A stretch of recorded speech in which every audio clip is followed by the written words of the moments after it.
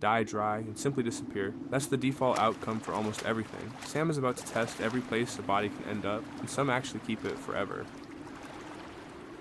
Water is the classic door in, and it's worked this way for hundreds of millions of years. A fast, sudden flood buries you in wet sediment before scavengers or oxygen ever get a vote. Shallow seawater technically works too, but only barely. Without a quick sand blanket settling fast enough, the bones get tumbled, bored into by tiny organisms, and scattered within a few seasons. Asphalt works considerably quicker than almost anything else here. Step into a sticky natural tar seep, and the bones come out glue brown but nearly complete tens of thousands of years later. Resin is by far the gentlest preservation route in nature. A tree slowly bleeds sap, a small insect stops struggling mid-motion, and millions of years pass with every hair still in place. Ice freezes the body without technically fossilizing it at all, which surprises people. A thawed frozen mammoth can still carry real meat on its ribs, preserved but never truly turned to stone. Stone takes by far the longest route of every method here. Buried under a full kilometer of mud, the bone slowly swaps its chemistry for hard minerals, one microscopic cell at a time. That extremely slow cell-by-cell swap actually has an official name: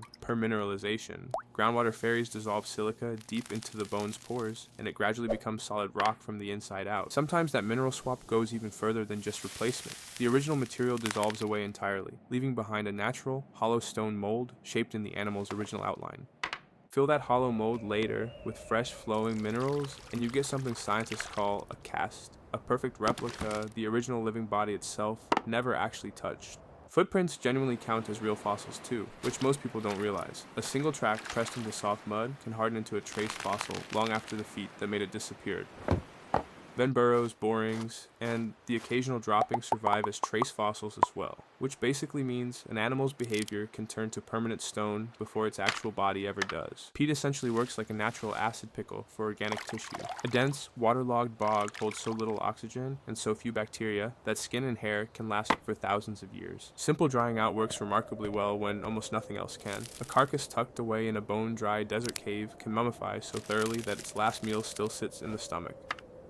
Volcanic ash is genuinely the fastest barrier out of every method here. One sudden eruption can bury an entire herd mid-stride instantly, which is how whole dramatic scenes end up in museums. Under a microscope, the real long-term winners become obvious almost immediately. Permineralized bone clearly shows its original cell pattern, where ordinary replaced stone only shows a flat silhouette instead. The extreme cold does something a little more subtle than simple freezing. Freeze-drying in dry polar air slowly pulls water straight out of soft tissue, leaving the shape almost weightless. So essentially, the same core recipe keeps repeating across every method: low oxygen, fast burial, and stable chemistry. Get any single one of those three wrong, and the body simply disappears forever. Tar clearly wins on overall completeness, amber wins on fine microscopic detail, and ice wins purely on shock value. All three are really just chemistry holding a stubborn shape together for a while. Stone, on the other hand, is genuinely endlessly patient. Give it a full million years of undisturbed time, and it will keep a fern's fingerprint sharper than the actual living leaf ever was. Not everything that ever lived actually makes it through this process, not even close. Something like 99% of every species that ever existed left absolutely no fossil at all, anywhere. Beaches are genuinely where most candidates end up dying twice over. Constant waves and dissolved oxygen keep grinding remains down, so the margin between fossil and nothing is one lucky sandbar.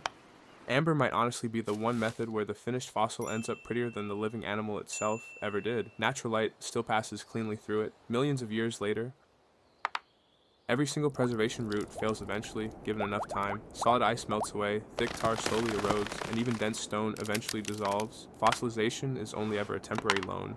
The raw odds involved here are genuinely mathematically absurd when you stop and think about it. A dead animal has to keep winning its argument against scavengers and chemistry for a million consecutive years. That's exactly why finding complete, intact skeletons still makes headlines today. An animal was buried by pure chance, missed by the entire planet for eons, only found in one lucky century. When every required step happens to work out correctly, the final result is completely undeniable. A freshly excavated bone can look like the animal simply sat down for a rest last winter. Turn the whole idea inside out for a moment, and the real surprise is that anything fossilizes at all when you consider how many separate accidents all have to line up together.